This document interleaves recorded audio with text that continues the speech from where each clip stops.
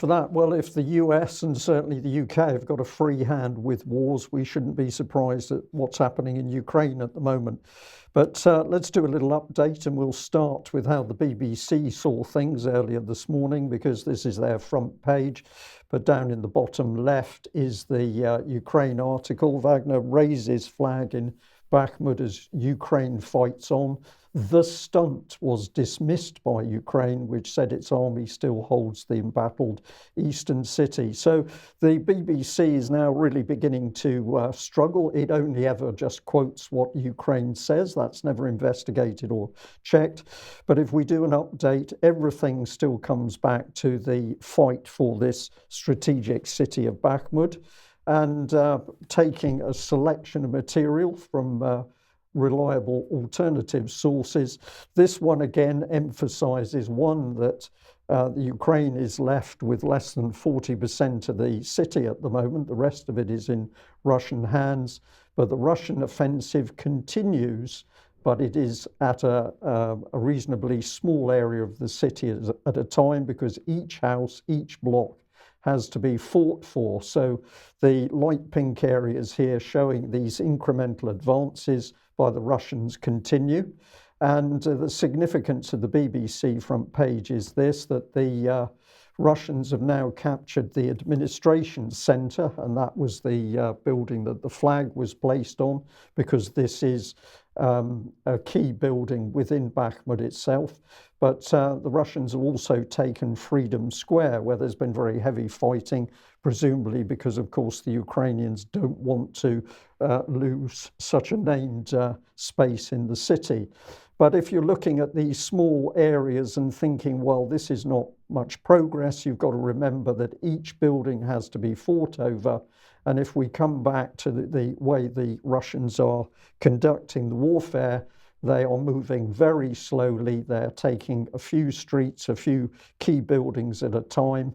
But at the end of the day, they're moving forward. I've used the analogy before, like a lava flow, very slow, but it keeps moving. And we can see here in the different colours how these little sections are gained each day, while the BBC is trying to say that the Russian offensive is stalled. But if we put in a little bit of video clip, this is taken from the Ukrainian side. This is in Bakhmut itself, but you can see the layout of the lower density areas of the cities, and each of these areas has to be fought for. So this is very hard street fighting, urban fighting, not seen on a scale since the Second World War.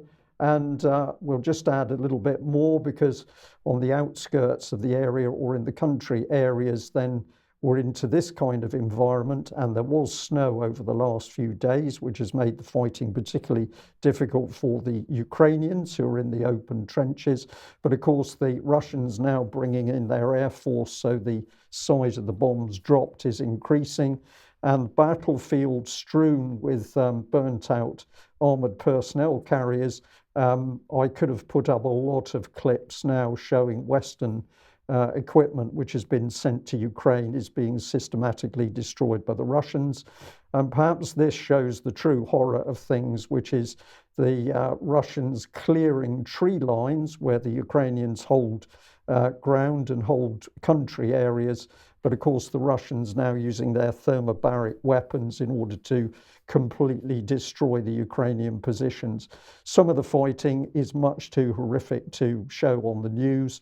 But of course, this is the reality of this brutal war in Ukraine, with huge casualties on the Ukrainian side, despite what the BBC would have us believe.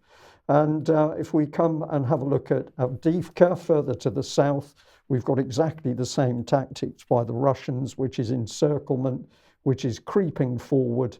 And as this particular organisation, LiveUAmap, is pointing out, the mouth, if you like, of the encirclement is now down to about 5 kilometres. So very, very tight. And this is another strategic area which is being closed down by the Russians. But if we think about what we're being told about a Ukrainian counterattack, this is comment by the Wagner forces themselves. They say that the Ukrainians have prepared about another 200,000 reserve troops. 80,000 of them in the Bakhmut area, which we've mentioned before. And according to Wagner, they are talking about 280 tanks, maybe 1,000 armoured vehicles, 300 pieces of artillery, and 93 rocket systems. So it's clear that the Russians at the moment are sitting tight and waiting for this Ukrainian attack, because of course the Ukrainians will be launching an attack against prepared defensive positions.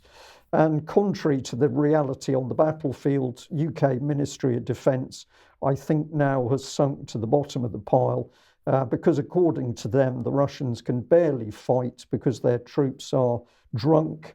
There's huge problems with crime, alcohol consumption within the Russian forces. And this has led to problems including poor weapon handling, road traffic accidents, and climatic injuries such as hypothermia. So we're led to believe that the Russians don't know how to protect their troops in cold weather. I've labelled this as childish propaganda by the UK Ministry of Defence, and that's what I think it is. But on the sidelines, of course, this conflict is beginning to run out of control. So we've got Politico here talking about NATO racing to arm its Russian borders. And we've seen reports over the last week that the Russians are moving tactical nuclear weapons into Belarus. And of course, this is going to unsettle NATO neighbours. So, Mike, I think this leads on quite nicely to the fact that it appears that things in some of the newcomers to the European Union, NATO, are not that happy.